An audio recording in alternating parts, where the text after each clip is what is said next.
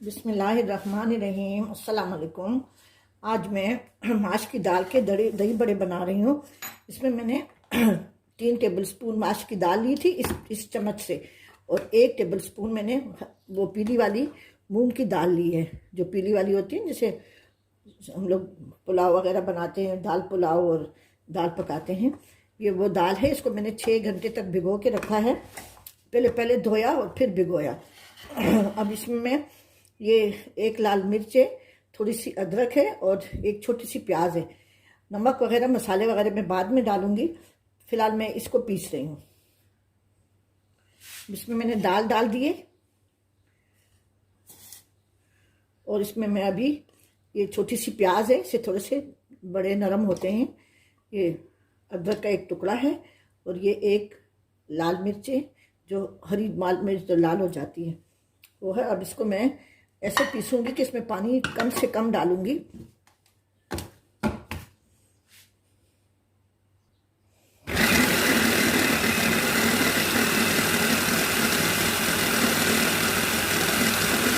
अब इसको मैंने स्मूथ पीस लिया है। अब इसको मैं इस कंटेनर में डाल रही हूँ। बिल्कुल पेस्ट होना चाहिए, भुरभुरा नहीं होना चाहिए। इसको मैं इसके डाल के इसको आधे घंटे के लिए बाहर रखूंगी और फिर मैं फ्राई कर लूंगी।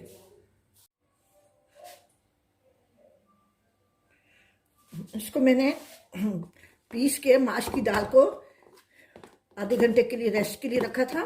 इसमें मैंने ½ टीस्पून अजवाइन डाली है और कुछ भी नहीं डाला।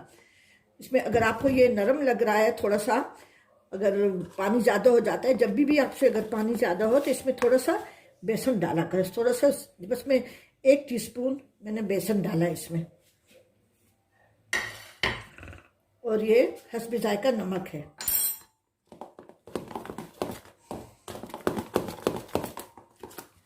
इसमें सोडा डालने की ज़रूरत नहीं है क्योंकि गर्मियां हैं।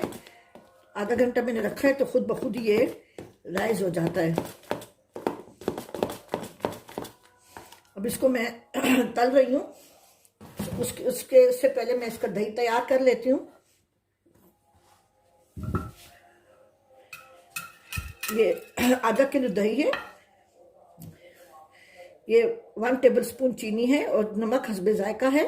थोड़ा सा कम कर लेती हूँ इसलिए कि मैंने बड़ों में भी डाला है नमक। और ये कुटा हुआ जीरा है। नमक, चीनी, कुटा हुआ जीरा। बाकी लाल मिर्च वगैरह मैं ऊपर से डालूंगी। अब ये तैयार हो गया है। इसको मैं फ्रिज में रख लेती हूँ। ये अभी मैंने नीम गर्म पानी रखा है, इसमें मैं बड़े डालूंगी और मैं उसको तलना शुरू कर देती हूँ। ये अब मैं इसको तल रही हूँ। एक मैंने डाला है कि देखा कि ऑयल गर्म है या नहीं है। इसी तरह से मैं सारे डाल रही हूँ।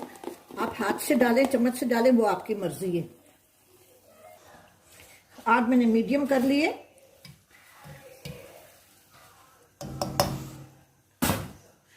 मैं सारे बड़े हाथ से डाल रही हूँ। आप चम्मच से भी डाल सकते हैं।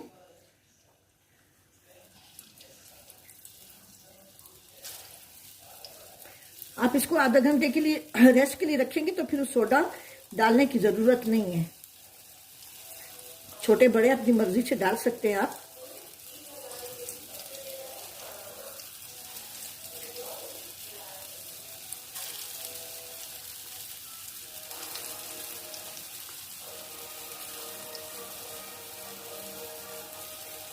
आग मीडियम रखें।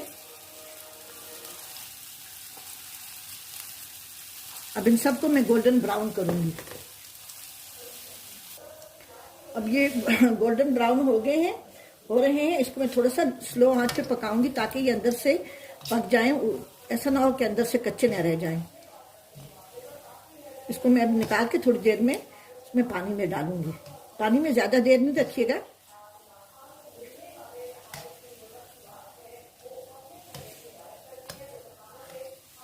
इसको मैं निकाल के पानी में डाल दूंगी। वो बड़े जो है मैंने इसमें पानी में डाले थे, मैंने निकाल लिए हैं इसको। अभी इसको मैं ऐसे आप अपनी मर्जी से कोई भी प्लेटर इस्तेमाल करें।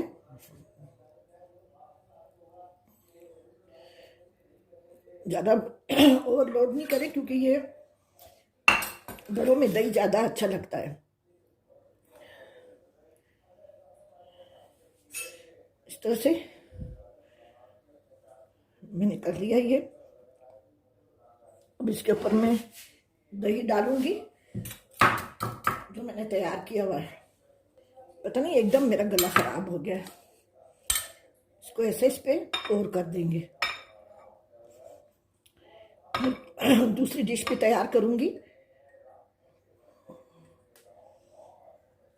उसके लिए मैंने दही बचा के रखा है।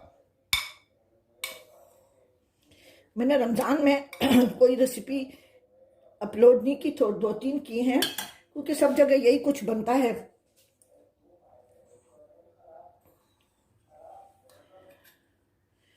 इसके ऊपर ये इमली की खट्टी मीठी चटनी है।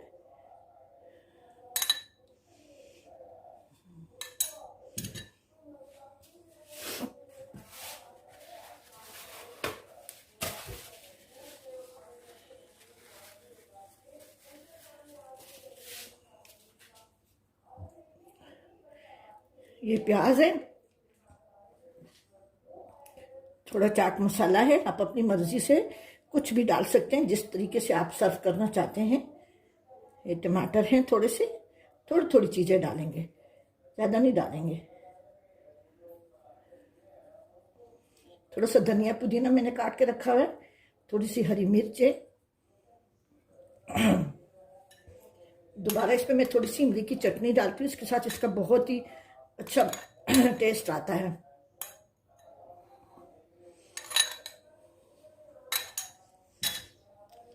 इस तरह से मैंने इसको तैयार किया है। आप अपनी मर्जी से जिस तरह भी आप इसको डेकोरेट कर सकते हैं करें। मैंने इस तरह से बनाई है। अगर आपको पसंद आए तो ज़रूर मेरे चैनल को सब्सक्राइब करें, लाइक करें और फ्रेंड और फैमिली के साथ शेयर ज़रूर करें। ठीक है जी। अपनी दुआ में याद रखें। अल्लाह हाफिज़।